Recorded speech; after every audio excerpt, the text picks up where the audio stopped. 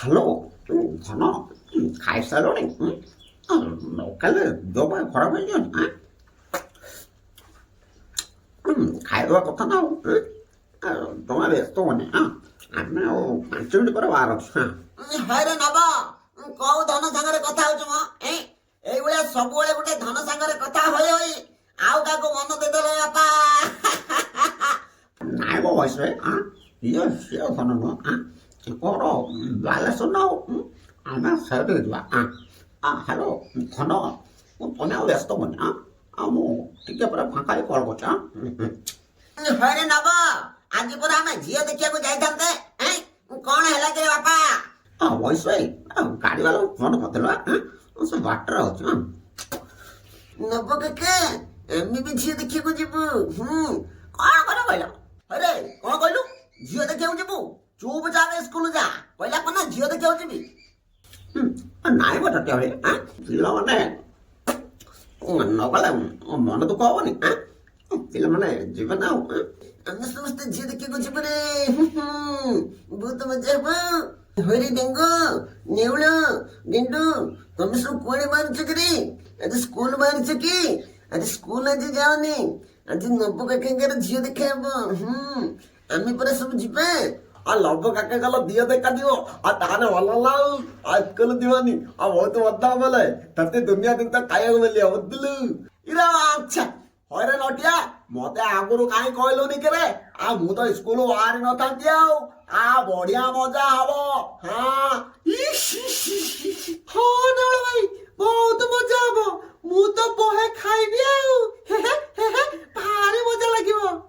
ଆଜ୍ଞା ଆସନ୍ତୁ ଭିତରକୁ ଆସନ୍ତୁ। ଆଜ୍ଞା ଏଇଠି ଗୋଡ଼ ଧୋନ୍ତୁ। ଆରେ ବା ଭିତରକୁ ପଶୁ ପଶୁ କଣ ଗୋଡ ଧୋଇଲେନି? କି ସମ୍ମାନ କିରି କେଣ୍ଡୁ ଅଲେ ଆଗକୁ କେତେ ସମ୍ମାନ ପାଇବୁ ଦେଖେ ବୁଝିଲୁ। ଆଜ୍ଞା ମାନେ ଆଗେ କିଛି ଖାଇ ନିଅନ୍ତୁ ତାପରେ ଝିଅ ଦେଖିବେ। ଆରେ ହେ ଏତିକି କଣ ମଟନ ଦଉଛ ଅଙ୍କଲ? ଆଉ ଟିକେ ମଟନ ଦିଅ। ମୁଁ ଟିକେ ମଟନ ଖାଇବାକୁ ଭଲ ପାଏ। ହଇଲେ ନେବଲ ଆରେ ଦିୱାଲେ ଗଲୁ ତିଆଲେ ନା ପକେଇଲୁ କୁନିଆ ମନ୍ତ୍ର ଗଲୁ କାଟୁଥିଲେ ଏମିତି ଲଙ୍କ ଲଙ୍କ ବୋଲି କଣ ହଉତୁ? ଜାଣ୍ଟୁ ଭାଇ ତୁ କାହିଁକି ମୋ ନେଉଳ ଭାଇକି ଏମିତି କହୁଛୁ? ଆମର ଇଚ୍ଛା ହେଲା ଆମେ ଖାଇଲୁ। ତମର ଇଚ୍ଛା ହଉଛି ଯଦି ତମେ ଖାଅ ତାହେଲେ ଉଠିକି ପଳାଅ। ଆମେ ସବୁ ଖାଇଦବୁ ଆଉ। ଆଜ୍ଞା ଜମା ବ୍ୟସ୍ତ ହୁଅନ୍ତୁନି। ମୁଁ ମଟନ ଦଉଛି। ମଟନ ଦେ ସେଠି। ହେଇଟି ଏବେ ତ ସବୁ ଖିଆ ପିଆ ସଇଲାରେ ବାପା। ଏବେ ଝିଅକୁ ଆଣିବା ବ୍ୟବସ୍ଥା କର। ଆଜ୍ଞା ଝିଅକୁ ଡାକୁଛି। ହେଇଟି ହଗୁରି ବୋଉ ଝିଅକୁ ଏବେ ଆଣ। ହଁ ନଉଛି। ହରେ ନବ ଏତେ ସୁନ୍ଦର ବୋଉଟାକୁ କୋଉଟେ ଲୁଚେଇ ରଖିଥିଲ ମ? ପୁରା ଗୋଟିଏ ଚାଉଳରେ ଗଡ଼ରେ ବାପା।